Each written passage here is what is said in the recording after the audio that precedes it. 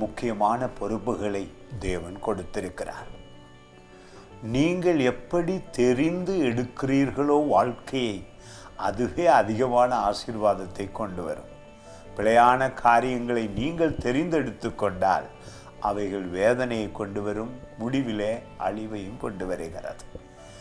வேதத்திலே தேவன் ஒரு தகப்பனை போல, அப்பாதான் பரலோக தகப்பன் உங்களோடு கூட இருந்து அருமையாய் கற்றுக்கொள்ளுகிறார்.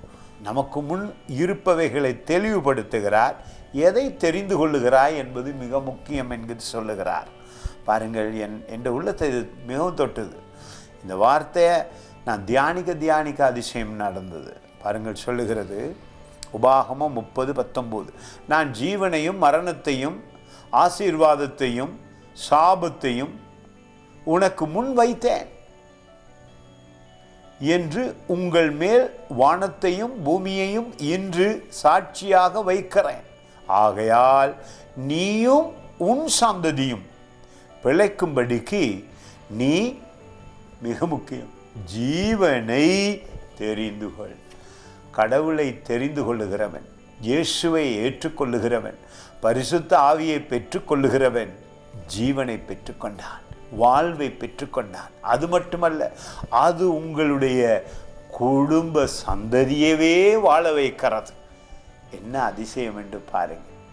இந்த வார்த்தை நிச்சயமாக எங்களுடைய வாழ்க்கையில் எங்களுக்கு முன்பாக மரணம் இருக்கிறது, ஜீவன் இருக்கிறது, சாபம் இருக்கிறது, ஆசீர்வாதம் இருக்கிறது. எதை விரும்புகிறோம்? எங்களுக்கு ஒரு சாய்ஸ் இருக்கிறது.